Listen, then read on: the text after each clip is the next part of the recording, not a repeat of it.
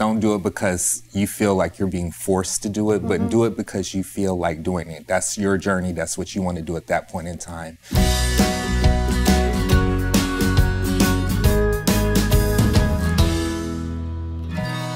So let's talk about the coming out process. What happens for someone when they decide to go through this process? Is it different for men and for women? And, you know, what should someone really expect when they go through this? I think the first thing someone should really expect is this is going to be a whole new journey for yourselves, spiritually, sexually, knowing what you want, what you don't want, and it's like really jumping into yourself in a whole new way, like you've never done before. And it's scary. I mean, no matter how you look at it, it's scary because you are starting to see a side of yourself that's always been there, but has been hidden behind these layers and layers of masks. And I think for most people, that's where the fears show up, is suddenly I'm taking this mask off and I'm revealing to myself and everyone else who the real me is.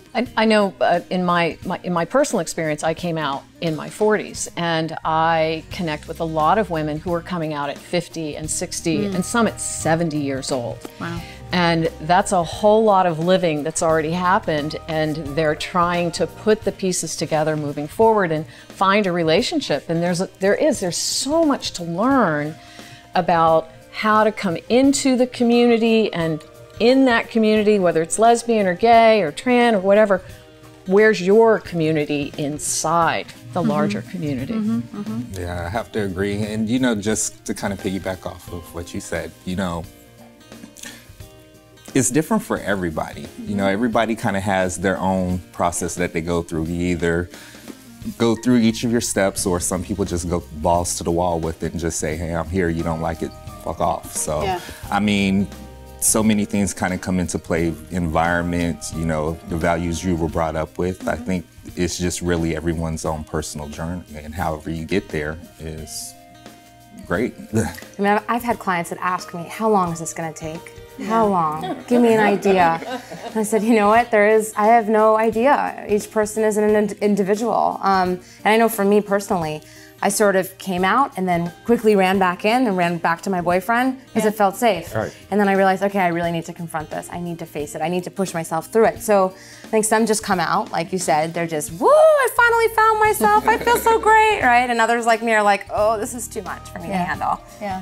I'll dip my toe in the pond and run back. Yeah. You know? Well, and there's at what point in your life where you're coming out, and what does that mean about the people's lives that you're impacting? You know, I had children, a husband, my family, and there's my workplace, where all these different places where you're going, am I opening the door here or not? And how far am I opening it? And how does that conversation go? Did that conversation go well? So I feel really good today. And this conversation sucked. So I want to go back home and shut the door and think about this some more.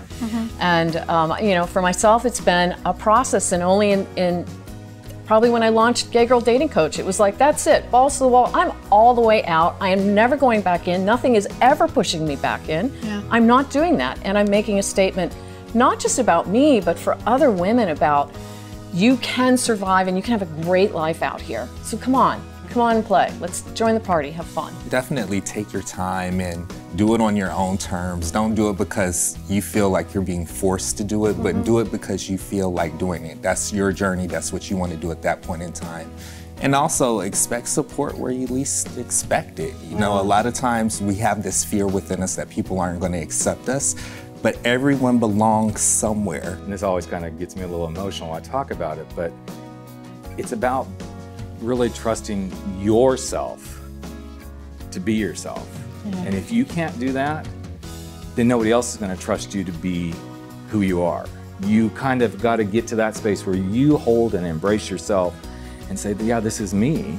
And because you're doing that, then that outward energy, whether someone agrees to disagree with you or not, you're solid in yourself.